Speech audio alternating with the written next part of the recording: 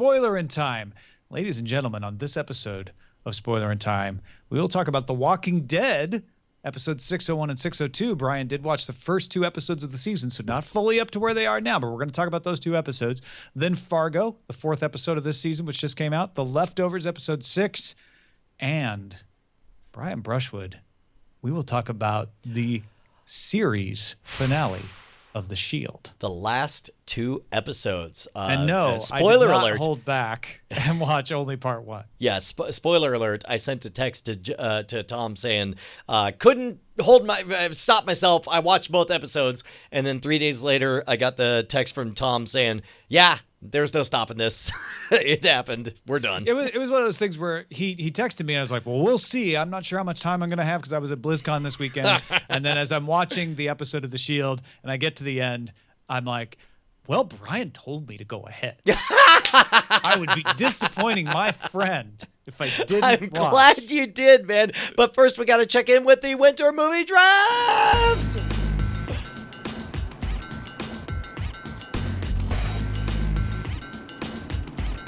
So I had this weekend, and it was a pretty good weekend. Spectre had 73 million, the Peanuts movie 45 million. These are neither blowing things out of the water numbers, but for opening weekend, especially first weekend of November, I'm satisfied, especially given that the Peanuts movie's getting good reviews, so it may build a little faster, and Spectre will definitely have a good second week. Yeah, Spectre's going to dominate. The Peanuts movie was the big X factor. The fact that it's being reviewed really well tells me it's going to have a healthy next few weeks, at least until The Good Dinosaur comes out, which will be around what? I was going to say Halloween, Thanksgiving, November 25th. Yeah. Yeah, no, I got to tell you, I think you did really well with the Peanuts movie. I think it's going to treat you right. I'm only 3 million shy of Milango. I will not have to spend the entire season not in first place. Yeah, I'll get into first place next week when The 33 comes out. That's Justin Robert Young's movie, and that's the only movie in the draft coming out next week. And then I will fall. Well, actually, Christy Cates has The Hunger Games, which is going to do monster numbers. It may not do enough to knock me out of first place right away, but then when The Good Dinosaur, which Milango has, comes out, then he will take back first place. I don't even know if that's true because The Good Dinosaur will do over 200 million once it gets out, but it's going to take a while to ramp up to that. I think that you have another 100, 150 million over the next couple of weeks. Because I'll have The Night Before. That's not what I was referring to.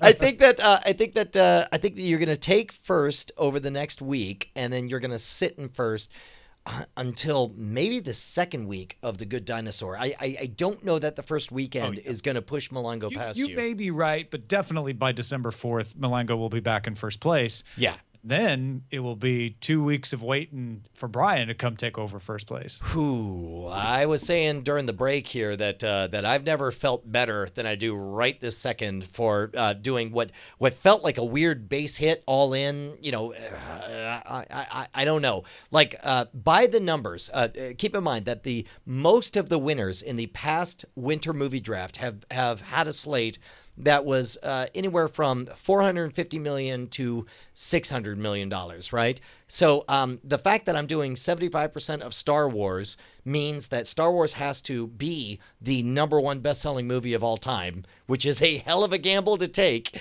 And since I only get 75% of it, keep in mind that like Avatar did domestically $750 million. So figure 75% of that is what, just over $500 million, which puts me at the lower range of winners of the winter movie draft. So basically, I need this to be essentially a low-grossing winter in general, and I need to get lucky on this thing blowing up. We'll see. I think this means the system worked. You should be favored to win having Star Wars The Force Awakens. You should feel like it's pretty likely you should win having Star Wars The Force Awakens. it should not be a foregone conclusion. We should not be sitting here saying there is no doubt Brian is going to stomp over people. And I know actually some people may be saying that, but you sitting there saying like, well, I wasn't feeling good and then I started feeling a little better and now I feel pretty positive and I have to, look at these pieces. That's the way it's supposed to work. Agreed. 100% agreed with everything you're saying. The one thing we should not do is what Justin Robert Young is doing everywhere he will have anyone listening to him, which is shouting that the movie draft is now invalidated because Brian won with Star Wars. I think it was a very fair solution that we came up with, and the mere fact that it's even in question tells me that we did something right. And I think it's in question. Obviously, Justin doesn't, and that changes your opinion of it. I do think it will be a whole different ballgame after the first December 18th weekend. Opinions will change. Dreams will be realized. Dreams will be crushed, depending on where you sit. And we really aren't going to know. And that's the point to me, is we really aren't going to know exactly how good it's going to do. It's going to do good. That's the thing. We're not sitting here going like, oh, it might tank. It's not going to tank. Right. It's a matter of how good is it going to do. Is it going to do good enough to make the movie draft be a competition? Or is it going to do so good that even at 75%, it just blows people out of the water? And that's what Justin thinks. No, I actually weirdly hope it doesn't do that good. I hope it's a nail biter all the way to the end. But meanwhile, let's talk about what was a nail biter. Which of our fantastic television shows do we want to talk about first? The Walking Dead. Episodes 1 and 2 of season 6. Well, we talked a little bit about episodes 1 and 2 previously when Brian hadn't watched them. But Brian, you went back and watched these. Yeah. So I'm eventually going to get caught up. My original goal was to watch like 4 or 5 episodes. Unfortunately, I ended up watching too much other amazing, great television to get caught up with that. I will say that everything you told me about episodes 1 and 2 is 100% true. The show's really good. It took them a while to get to this level of consistency and to nail being awesome, but they certainly did. The visuals are gorgeous. I believe I was told that this first episode had the largest number of extras for a television show ever. Is that right? Interesting. I didn't hear that. Yeah. I mean, it may be false, but I did not at all mind the flipping between black and white and color to represent the previous story and the current story. That seems, I mean, that's straight out of, Memento. So it's a familiar trope. Yeah, sure. The only thing that's weird to me is, and I understand they're holding this back, and I understand that you know the answer to it, and it's not really a spoiler through the second episode because really episode 1 and episode 2 are two sides of the same story. I don't understand the plan. It seems like a dumb plan to begin with. It seems to me like if you have all of the zombies rounded up in a giant, awesome zombie catching trap, that what you do is you set them all on fire. There's no shortage of finding gasoline, and it seems like they're all wearing combustible material, if not made of combustible material.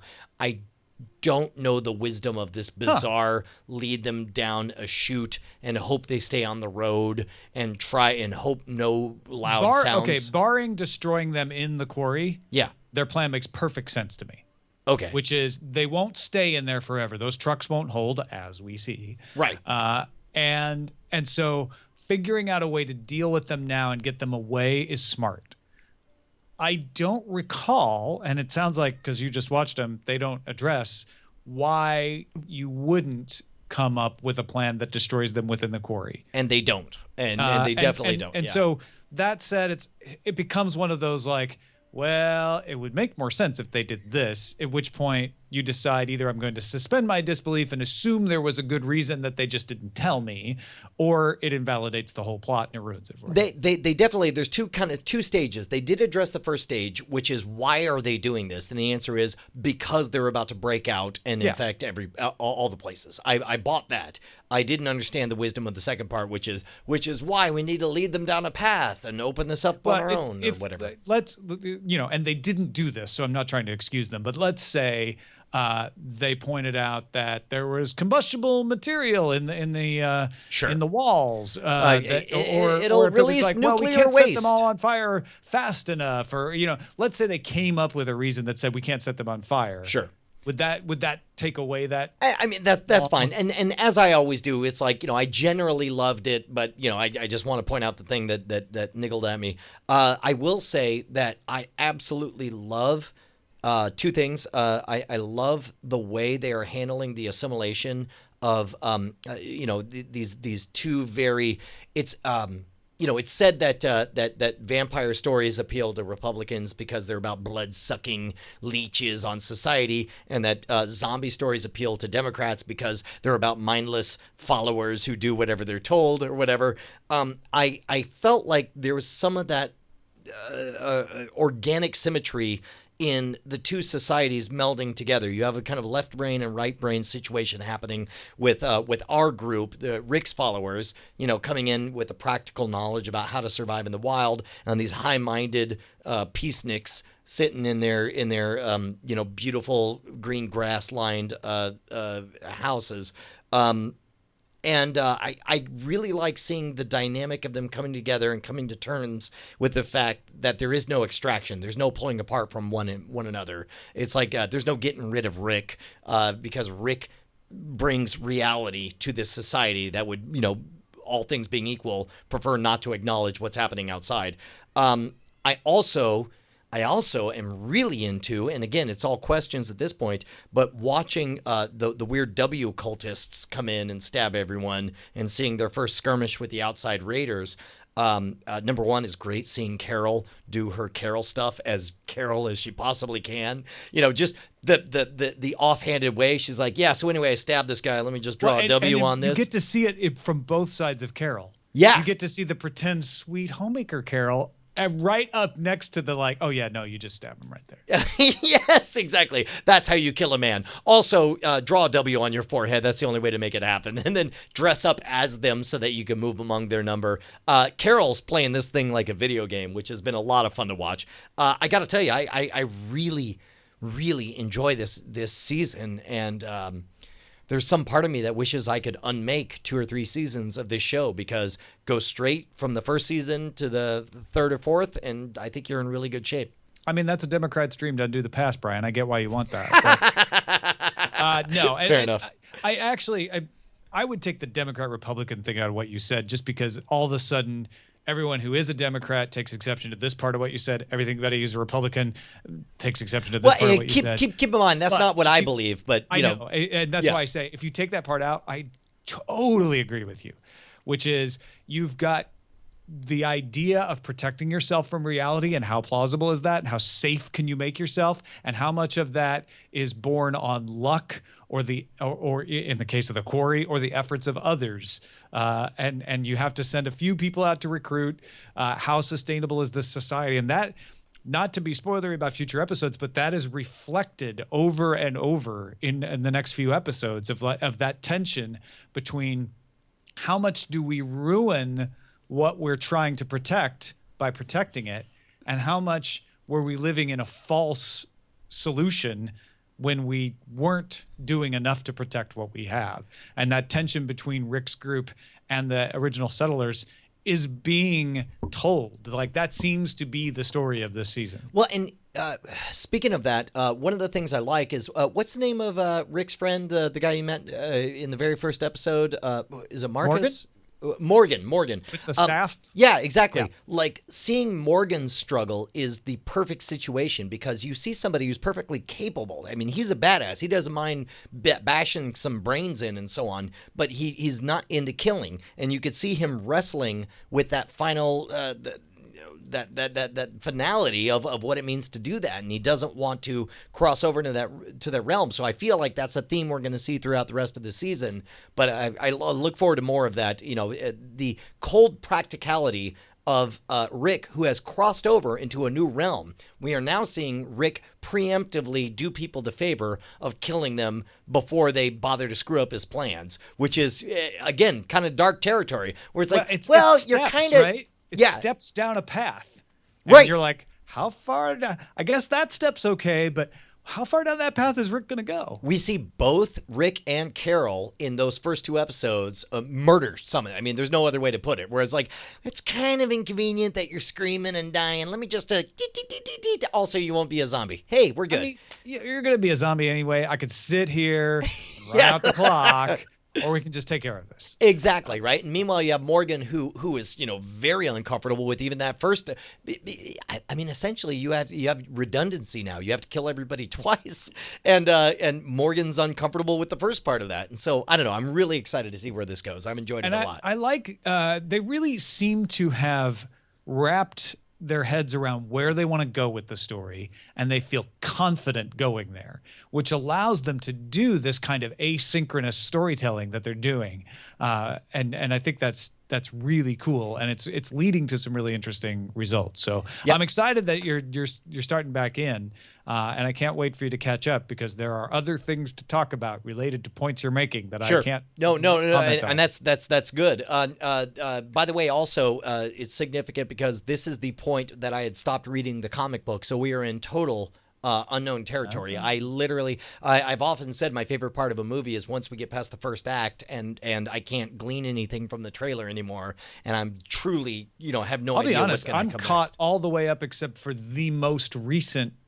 Well, wait, I think the most recent comes out Wednesday, so I think I'm all the way caught up on the comic. Okay. And it's so different at this point. Lots of characters are still alive that aren't in the TV show, and vice versa. And generally speaking, they're in the same region of the world, at the same sort of kind of situation. And there's a couple of characters from the comic book that have showed up now in the town. But there's no, to me, and I'm not saying that you should go read it, but I'm just saying, reading the comic, I have none of that I had in the early seasons of like, oh, I bet this is going to happen. Oh, this is what happened when that happened. It's like they're on a different path. It's a parallel path now. Right. Although they have been really good about involving themes that were in the comic book, if not with the same characters or whatever. Yeah, and so fact, it's like not knowing those themes. About being able to tell those same, like, here was the point of that story. Right. We're not going to tell it the same way. Right. We're going to have that same point. Which is exciting for me to not even know those themes. Yeah.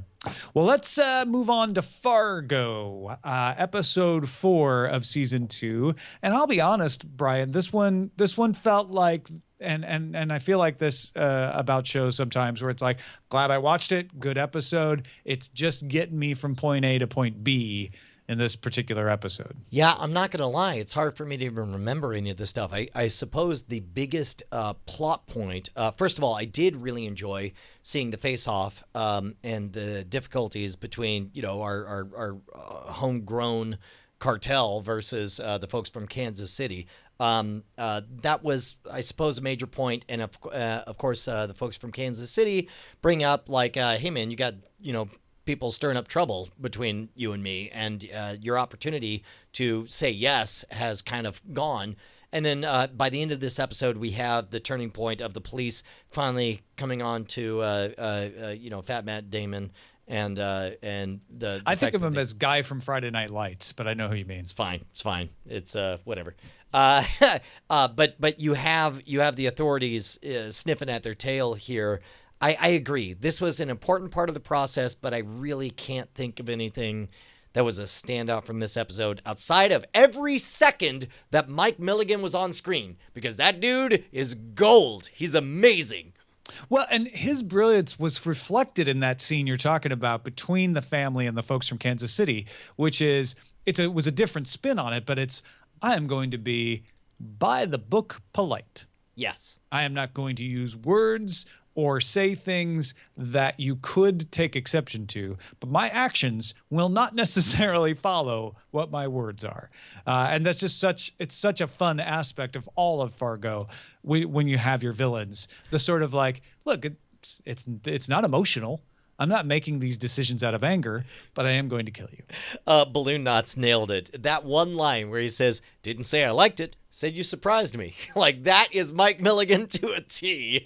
Perfect. Yes, absolutely. Although, we do get more, interaction with, is it this episode or the previous episode where we get a bunch of the daughter stuff? Maybe that was previous episode. No, I think you're right. We get a little more of her in the hotel room, right? Yeah, that sounds right.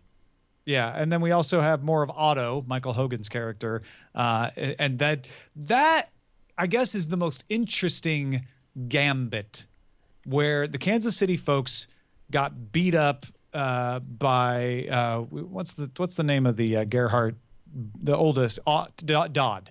Dodd goes in and he has this little moment with his son. He's like, "Well, then you got to show me this." After they've gone and he showed him he can shoot. Yeah. And they beat up people in the donut shot. Stupid. No reason to do that. Bad for the negotiation. We see the impact of that. And then in response, the Kansas City folks kill 3 people at a clinic and leave Otto, who's just had a sitting there stroke, in watching his chair. it. Yeah. I mean, that is a messed up, twisted message, which is like, well, no, we're not going to kill Otto, even though we obviously have no problem killing people if they're getting in our way. Which we just understand that what message it would send if we were to kill Otto. Otto. Is that Otto is now helpless. Yeah, and that's it's just so layered there. I got to tell you, man, I've really come around on this season of Fargo. It is so very, very different from the first season, and I think the story that they're telling is super engaging.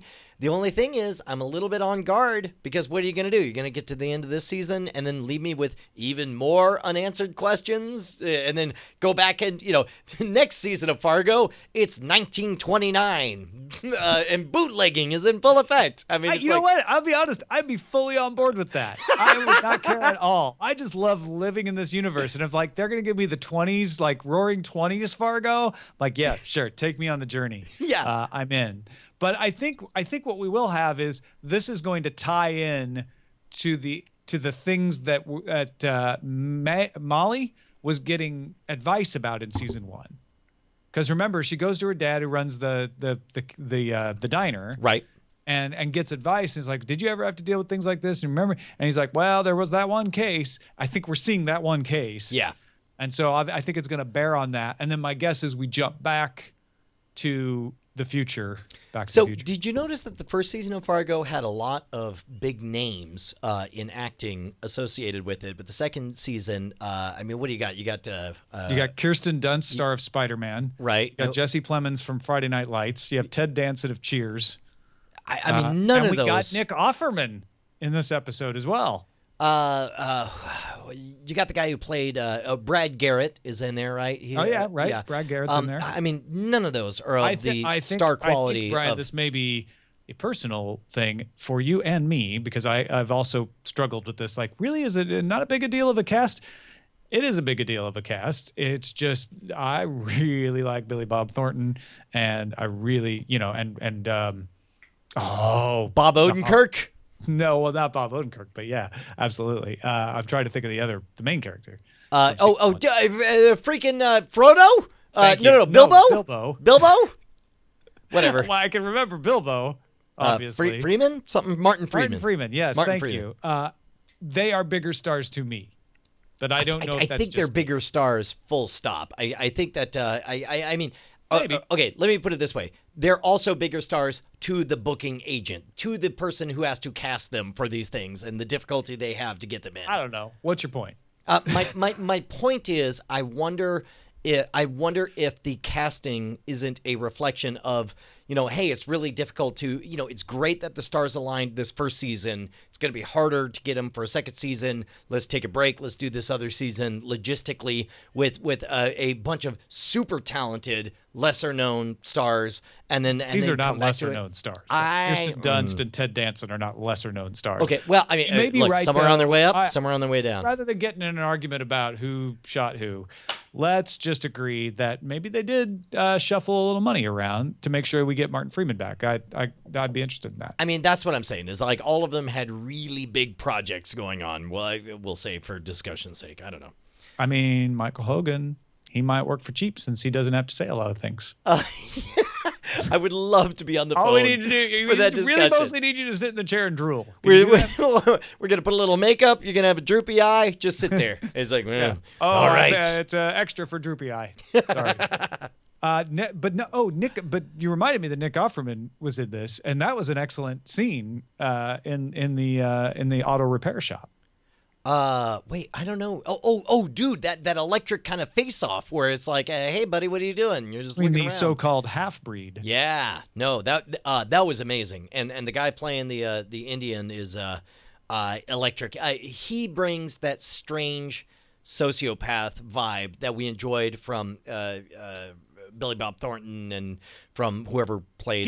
He's like you've got Mike Milligan here in the happy sociopath. Then you've got Billy Bob Thornton's character, and then you've got this guy, the Native American character, all the way at the other end, which is like, oh no, there's no Mike Milligan in here. It is just the bear. Like, I will do the things I need to do. Agreed. Yeah, I'm no, it's focused great. on that. What's his name? Hansi. Oh, if you say so. Yeah, no, that sounds right. Yeah, or something like that. Anyway, yeah, it's a good time. I'm having a good time with Fargo. So Yeah, I'm looking forward to tonight's episode. It's really good. I am also having a good time with The Leftovers, episode 6 of season 2. This episode, though, again, it's the same kind of thing like I'm talking about with Fargo. Yeah. It feels like it was taking all of these threads and bringing them together and saying, all right, let's move you down the road. But the one thing that I did find progressed the story was we got the department coming in to do the investigation saying, yeah, no, we think these are departures. And, oh, guess what, Nora? You really might cause them. Well, they at least introduced that possibility, right? And nothing is decided, Right. and outside of, and I did love the fact that, she gets the phone call and we established the fact that, there's this blocked caller ID and she, is gun shy about answering the phone. And they're all like, hey, anyway, we think you're possessed by the demon Azrael. Oh, and then she starts laughing and then hangs up or whatever.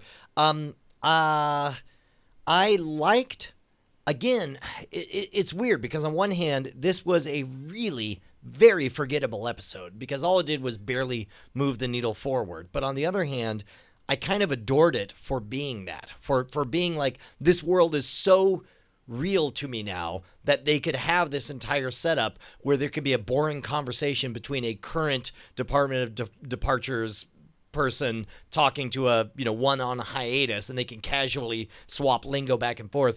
To me, the most interesting parts were about John Murphy's wife and about the practical nature of their relationship, where she says, yeah, you just like to hit people. That's why all this is happening. You're in a mood and you want to hit people, and I understand that, but it's not. And the fact that she admits that she's taken money out to leave John Murphy and so on. All of a sudden, their dynamic got way more interesting for me. The only thing I didn't understand, and maybe you can explain it to me because I feel like maybe I just wasn't paying attention, is why Nora threw the rock through the window in the first place. I think it was she.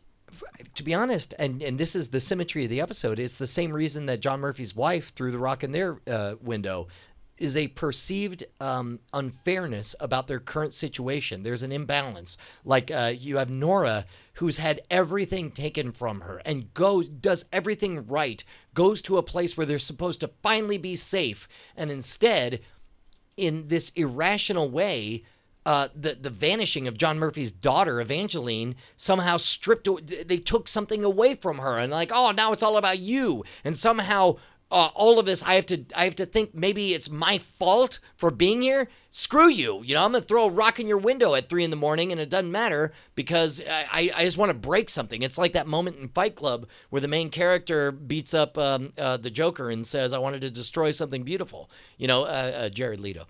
I think that's what it was. And I think that's the reverse of it that you see when that chick, throws, a rock through Nora's window.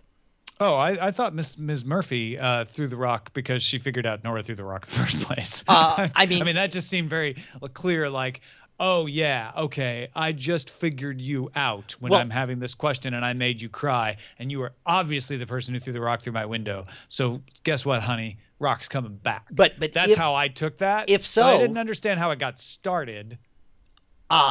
It's a reflection of the exact same rage, is what I would say. It's just a mirror. I don't think it is. I think it's much more controlled. Really? I think Nora, if you're right, and you're probably right, Nora did it out of frustration. I think, what's Ms. Murphy's name? Why can't I find her in the cast list here? But anyway, We are so I think PC. she did it out of a much more calculated message sending of like, you do this to me, I do it to you.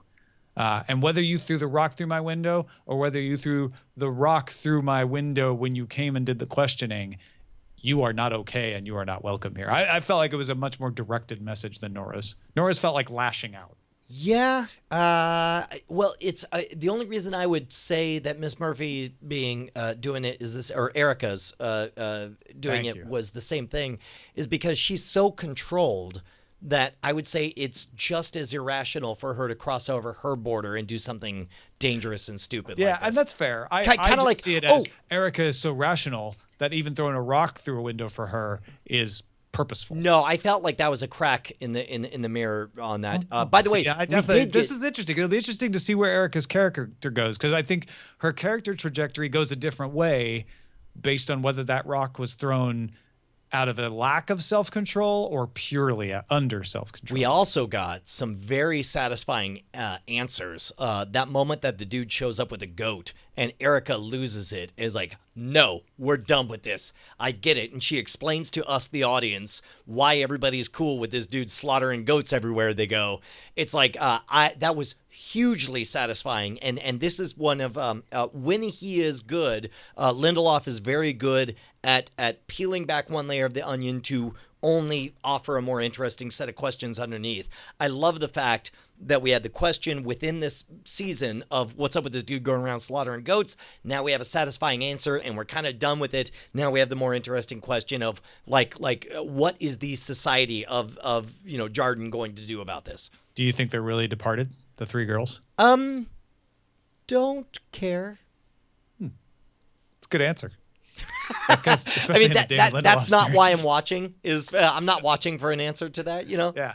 I don't know. And I kind of don't care too. But I care a little more, I guess, because I'm still wondering if we're going to find out, or if that will, like all the departures, really just be left unanswered. I actually really like the introduction of a scientific element to it, even though they've made it very clear, yes, they're not going to tell us everything, but that's what science does, is nibble at the edges of things. For example, take the idea of consciousness. That's too big an idea, but science is very good at nibbling at the edges, saying we still don't know what consciousness is. We don't know if it's an illusion. We don't know if, we're luminous beings occupying this crude flesh or what, but we do know that when you poke this part of the brain, people tend to suddenly get angry or whatever. It's like, I mean, all of it feels right to me. I love the idea of the lens. Yeah. Of particular people through no fault of their own. I don't go for the Azrael stuff, but through no fault of their own, cause the departures around them. And what a horrible thing to live with. One more thing we should talk about. Reginald the 14th points out in the chat, he didn't expect Kevin to tell Nora so bluntly about Ghost Patty.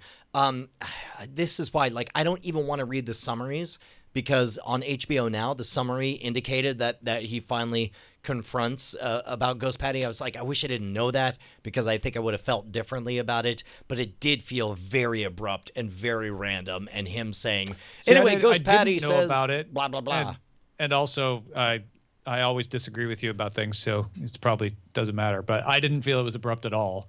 I just felt like it was cool that they didn't show us Patty.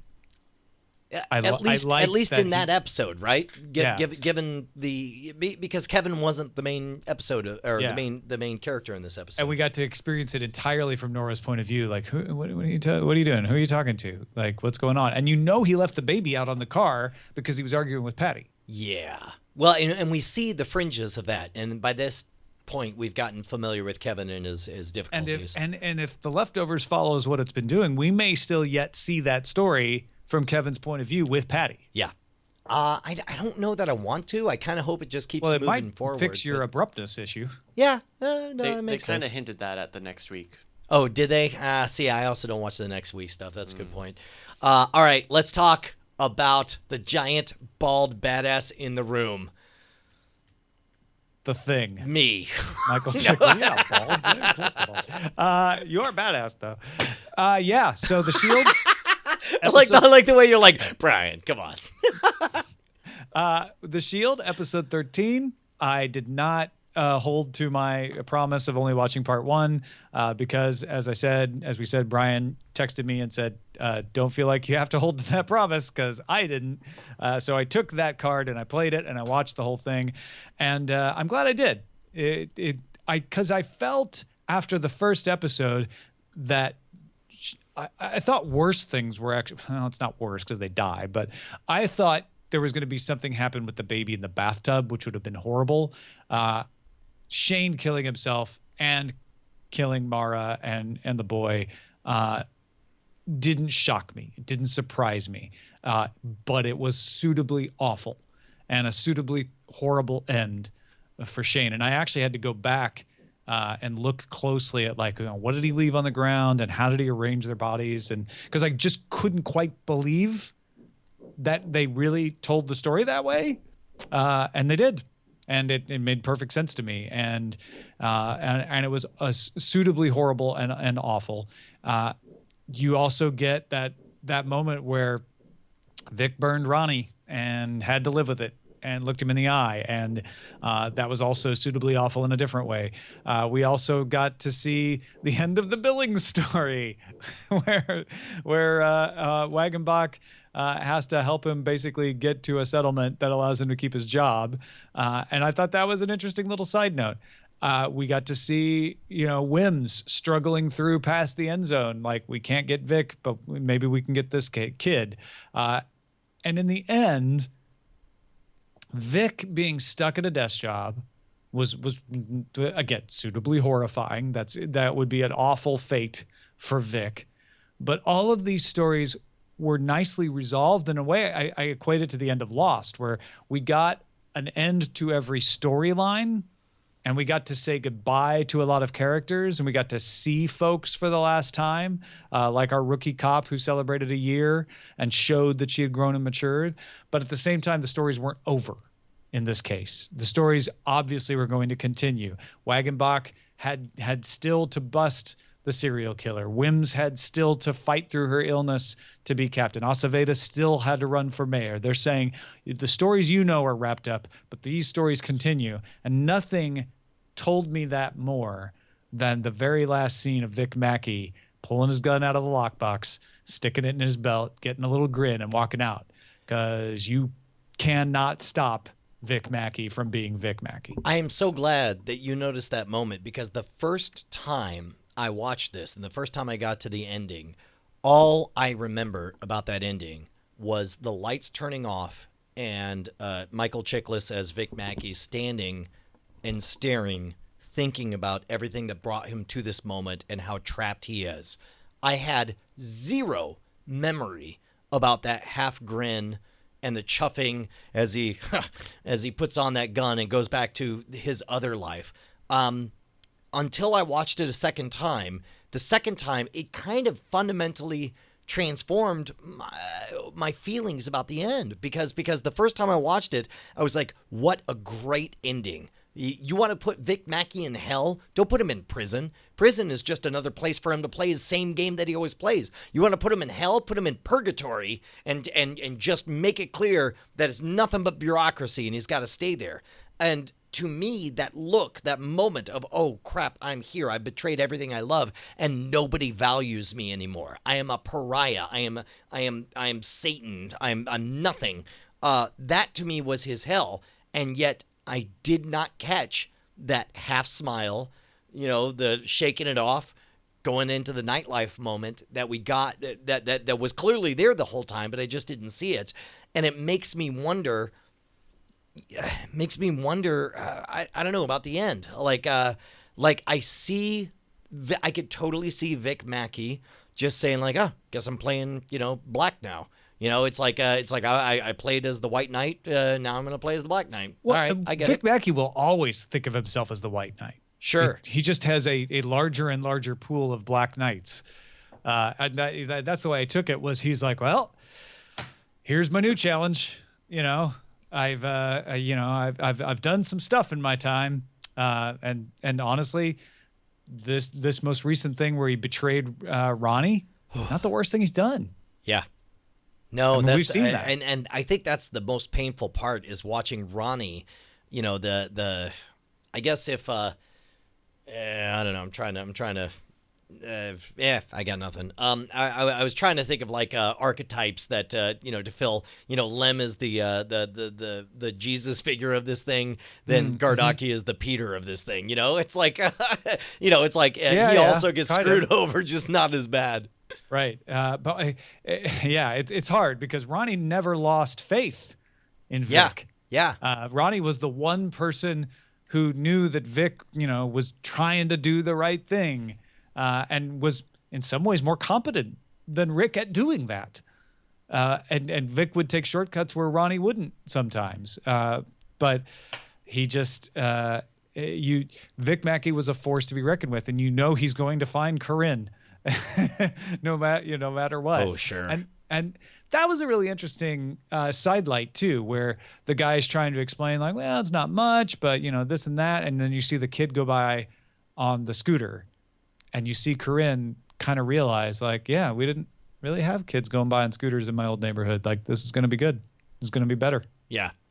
That montage at the end where they start playing music and you see the credits and it cuts to, which is a great play. I'm such a sucker for it. But anytime you go back and show me what a big journey you've had, it's like, wow, man, it really has been.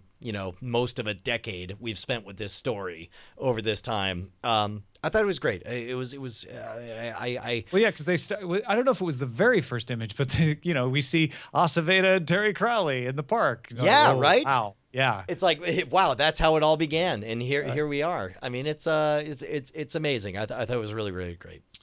Well, thank you for inviting me into your Shield and letting me take the Shield experiment. And that brings us to the next question. What are we going to do next, Brian? I feel like we got to at least everybody on the planet is shouting Justified at us. I feel we at least got to give it a try. I was thinking about this over the weekend. Plenty of people are shouting Justified because it was the first thing shouted in the room, and it's obviously a good choice. I am not arguing against it. But I'd like it to be a choice. And maybe Justified will win. The other show that everybody's been shouting at me to watch. Don't you dare say Babylon 5. It is not going to happen. The other show people have been shouting at me to watch is Ozzy and Harriet. No. The other show that people have been shouting at me to watch is Hannibal. Oh, all right. Which just wrapped up and is now qualifies as a rewatch, a Spoilerin Time rewatch, where we can watch a complete run. Do you want to call it? We'll just say everybody write in. If it's a binary choice. Should we do straw poll? I mean, we could do that for whoever's watching live now, but I would say... we could just leave it up for a week. Okay, no, fair enough. Okay, straw poll, we're going to... right now, Bryce is setting one up. Bryce got it? All right. If you're not familiar with strawpoll.me, the chat room seems to be shouting Babylon 5. No Pol Pot on this one. No Pol Pot on this Although one. I'm tempted to make Babylon 5 the Pol Pot. It's either Hannibal or it is Justified. Are you cool with Hannibal? I guess that was my question. Yeah, I don't know. Hannibal seems to me like it's a magic trick. It's all an excuse to get some kind of cannibalistic food porn. Justified sounds like another procedural with a twist, like Twin Peaksy, but meets The Shield. I mean, I agree. But okay. both of these shows have incredibly passionate people saying these are the best television I've ever seen. Okay, if you want to vote between Justified or Hannibal, head on over to strawpoll.me/5968456. That's 5968456. And we'll have that link in our show notes as well. And if you don't see it, hurry and find it. Perfect Face for Radio says no Deadwood. I mean, I watched Deadwood while it was happening and then fell off. Look, you could spend all your breath all night telling us other amazing shows. They're not on the docket. Watch. And I'm not going to say you're wrong, but we can't watch all of those. We're going to watch one. I mean, we could watch all of those. What about we could just quit our jobs. Thunderbirds are go, Tom. Yeah. We could watch that. I did watch the Thunderbirds actually many times because you were working at Tech TV during my workday. Yeah, dude, I actually like Thunderbirds though. That's man, good. What an experience! What an experience, man! Going through the Wire and going through the Shield a second time, just amazing. It was fun, and it was fun even when I wasn't sure in the early days, I'm like, you know what? Even if I hate this show, I'm going to keep watching it because everyone loves it. And if everyone loves it so much and I don't, that's an interesting conversation. Yeah. Like that's what's fun about it is we don't all like the same things. If that's not obvious for watching Cordkillers and Spoilerin time, then we failed. We like things for different reasons sometimes, and we both hate things for different reasons sometimes. And investigating those differences is really interesting to me. What is it your takeaway? Like now that you're through the whole thing, do you get it? Do you have Jeff Kanata fever? Do you agree it's the best show? No, I don't. I don't agree it's the best show. I think it's a really good show. And that may be state dependent. That may be the fact that I started watching it in 2012. Sure. Versus when it was on the air. I may suffer from post The Wire experience. And just, and lots of other things have moved on from what The Shield did. But I definitely recognize the storytelling chops that folks had. And I definitely admire the story they told and the way that they told it in a way, especially in those later seasons, that kept me on my edge, kept me surprised, and kept me interested. Fair enough, man. Dude, well, thank you for joining us on the journey. This has been an amazing ride to go back and experience it again. Man, I guess that's it. Yeah. We will not be watching Justified or Hannibal next week. No. We might not start watching it until after the first of the year. We'll just see how it goes. But for next week, Leftovers and Fargo for sure, and possibly The Walking Dead. Heck yes. We'll spoil you next time.